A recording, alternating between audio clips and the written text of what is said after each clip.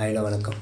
இப்போ WhatsApp, Facebook, Instagram, YouTube எல்லாத்துலேயும் பார்த்தீங்கன்னா ட்ரெண்டிங்காக போயிட்டு இருக்கிற பென்குயினை பற்றி தான் இந்த வீடியோலாம் ஃபுல்லாக பார்க்க போகிறோம்.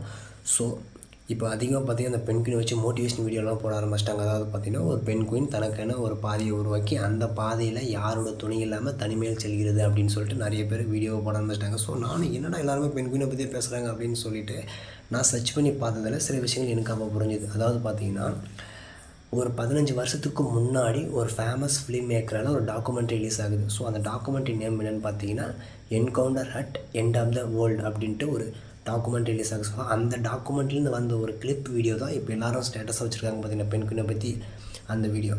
ஸோ அந்த ஃபேமஸ் ஃபிலிம் மேக்கரோட வேலை என்னென்னு பார்த்தீங்கன்னா டேரெக்டாக காட்டுக்குள்ளே போயிட்டு அங்கே இருக்கிற அனிமல்ஸை டாக்குமெண்ட்ரி பண்ணுறது தான். ஸோ அதே போல் பார்த்தீங்கன்னா அண்டார்டிகாவில் அவரும் அவர் டீம்மேட்ஸும் பார்த்தீங்கன்னா டாக்குமெண்ட்ரி பண்ணுறதுக்காக போயிருக்காங்க. ஸோ அண்டார்டிகாவில் இருக்கிற ரோஸ் ஐஸ்லாண்டுக்கு.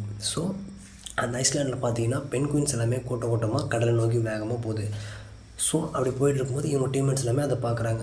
பார்த்துட்டு இருக்கும்போது அந்த கூட்டத்துலேருந்து ஒரு பென்குயின் பார்த்திங்கன்னா சடனாக ஸ்டக்காகி நின்று அதுக்கு ஆப்போசிட்டில் இருக்கிற மலைத்தொடரை பார்க்குது. அதாவது அந்த கிட்டத்தட்ட அந்த மலை வந்து ஒரு 60-70 கிலோமீட்டர் தூரத்தில் இருக்கிற அந்த மலைப்பகுதியை பார்த்துட்டு அந்த பென்குயின் சடனாக அந்த மலையை நோக்கி வேகமாக போகுது. ஸோ அங்கே இருக்கிற டீம்மேட்ஸ் எல்லாருக்குமே ஆச்சரியம், என்னடா இது, அந்த ஒன்று மட்டும் பார்த்திங்கன்னா அந்த மலையை நோக்கி வேகமாக போகுது அப்படின்ட்டு. ஸோ அந்த டீம்மேட்ஸ் பார்த்திங்கன்னா அந்த பென்குயினை கூட்டிகிட்டு வந்து அந்த குரூப்பில் விட்டாலும் மறுபடியும் அந்த பென்குயின் பார்த்திங்கன்னா அந்த மலையை நோக்கி தான் போகுது. எத்தனை முறை தூக்கின்னு வந்து அந்த குரூப்பில் விட்டாலுமே அத்தனை முறையும் அந்த பென்குயின் பார்த்திங்கன்னா அந்த மலை தொடரை நோக்கி தான் வேகமாக போகுது.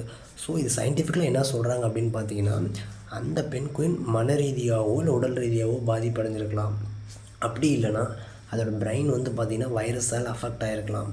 ஸோ அந்த மாதிரி அஃபெக்ட் ஆகினா தான் அதோடய பிரெயினோட ஃபங்க்ஷன் வந்து ரிவர்ஸாக ஃபங்க்ஷன் ஆகும். அதாவது பார்த்திங்கன்னா கடல் சைடு நோக்கி போனால் நம்மளுக்கு உணவு கிடைக்காது, ஸோ மலை சைடு நோக்கி போனால் தான் நம்மளுக்கு உணவு கிடைக்கும் அப்படின்னு சொல்லிட்டு பிரெயின் அப்படி திங்க் பண்ணுமா, அது கூட காரணமாக இருக்கும் அப்படின்னு சொல்லிட்டு சயின்டிஃபிக்கலாக சொல்கிறாங்க. 15 வருஷத்துக்கு முன்னாடி ரிலீஸ் ஆகின டாக்குமெண்ட்ரி இப்போ ட்ரெண்ட் ஆகிட்டு இருக்குது.